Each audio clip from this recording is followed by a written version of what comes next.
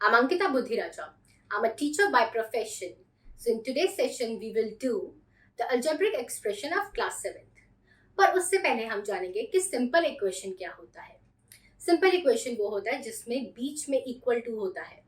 अब मैं आपको सिंपल इक्वेशन एक रियल लाइफ एग्जांपल से जोड़ के बताऊंगी. जैसे कि एक बच्चा पूरे एक साल में कितनी बार पेपर देता है स्कूल में. That is first term, second term and third term.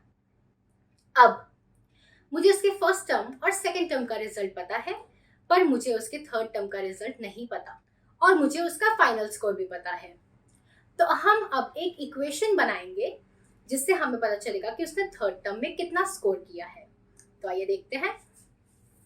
So now he has scored 70 out of 100 in the first term, 90 in the second term, but we don't know what he has scored in the third term. But the final result he has scored is 245 out of 300. तो जो हमें नहीं पता उसे हम लिखेंगे x. और हम एक इक्वेशन बनाएंगे. जैसे मैंने आपको बताया है कि सिंपल इक्वेशन में इक्वल टू होना बहुत जरूरी है. अब हम एक इक्वेशन बनाते हैं. 70 plus 90 plus x equal to 245.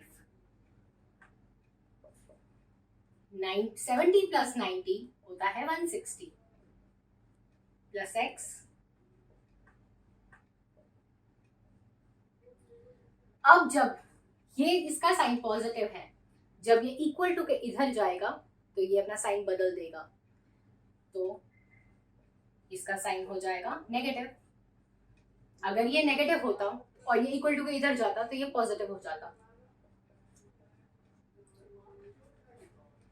So in the third term a student has scored 85 marks.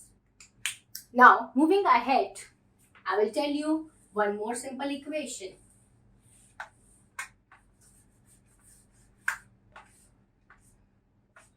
और जैसे मैंने आपको पहले ही बताया है कि सिंपल इक्वेशन में इक्वल टू का होना बहुत जरूरी है.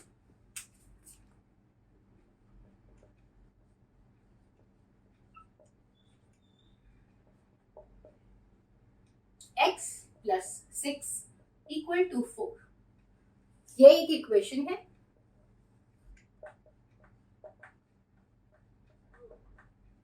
और ये एक एक्सप्रेशन है.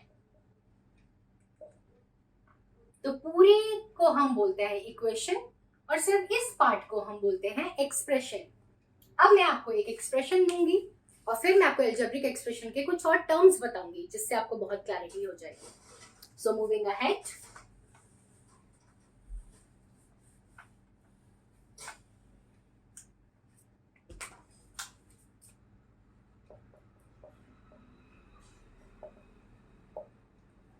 अब मैं एक एक्सप्रेशन ले रही हूँ 3xy plus 2x plus 4.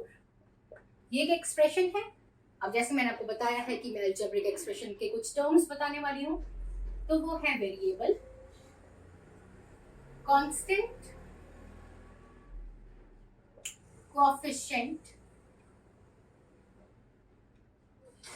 Factors और लास्ट है टर्म्स. अब वेरिएबल तो नाम से ही पता चल रहा है कि वो वेरी करता है. तो इस एक्सप्रेशन में क्या वेरी करेगा? x और y. जैसे ही आप इस x और y की वैल्यू बढ़ाते रहोगे या घटाते रहोगे, उसका आंसर वैसे ही चेंज होगा. तो इस में वेरिएबल है x एंड y. कांस्टेंट का मतलब होता है जो बदलता नहीं है. तो ये भी कांस्टेंट नहीं हो सकता क्योंकि x और y की वैल्यू बदलेगी तो आंसर बदल जाएगा. ये भी नहीं हो सकता. तो हमारे पास सिर्फ 4 रह गया कांस्टेंट. अब कोएफिशिएंट के बारे में बात करते हैं. 3xy. तो जो वेरिएबल के साथ जो नंबर जुड़ा होता है वो होता है कोएफिशिएंट. तो xy का कोएफिशिएंट है 3. सिमिलरली 2x का कोएफिशिएंट, x का कोएफिशिएंट है 2. अब हम आगे चलते हैं फैक्टर्स पे. सो फैक्टर्स हम देखते हैं. 3xy के 3 फैक्टर्स हैं. 3x y and 2x का फैक्टर्स हैं 2 and x. सिमिलरली 4 के भी 2 फैक्टर्स हैं. So 4 and 1 because 4 ones are 4. So ये हाँ फैक्टर्स. अब हम आते हैं टर्म्स पे. टर्म्स का मतलब होता है कि जब हम कोई भी ऑपरेशन लगाएं, जैसे कि प्लस, माइनस, मल्टीप्लाई, डिवाइड, हम कोई भी लगाएं, बट ये एक टर्म है. 2xy एक टर्म है, 4 एक टर्म है.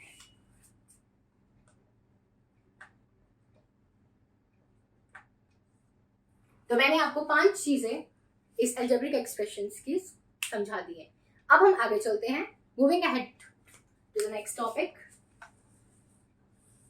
आई होप आपको ये सब क्लियर हो गया होगा, और आपको कोई भी डाउट हो तो आप मुझसे नेक्स्ट सेशन में जरूर पूछ सकते हैं. इससे रिलेटेड सम्स जरूर करिए. Now moving ahead with like and unlike expressions. अब जैसे लाइक का मतलब क्या होता है? लाइक का मतलब होता है एक जैसा. तो जैसे कि 3x है और है 4x, तो 3x plus 4x 7x. हम लाइक में दोनों को ऐड भी कर सकते हैं और सब्ट्रैक्ट भी कर सकते हैं. और अनलाइक में, अनलाइक का एक एग्जांपल दे देती हूँ, जैसे कि 3xy और 3y, ये दोनों अनलाइक हैं. अगर इसमें भी xy होता तो ये इसके साथ ऐड या सब्ट्रैक्ट होता, तो ये ना तो ऐड होंगे ना ही सब्ट्रैक्ट होंगे. अगर हम इसको ऐड करें तो ये आंसर रहेगा एज इट इज, और अगर हम इसको माइनस करें तो ये आंसर रहेगा as it is. There will be no change. So, I hope all the topics are clear to you. Please do the sums related to these topics which we have covered in the class. If you have any doubts, do ask me in the next session. So here, I'm signing off, and children, please take care. Have a good day and bye-bye.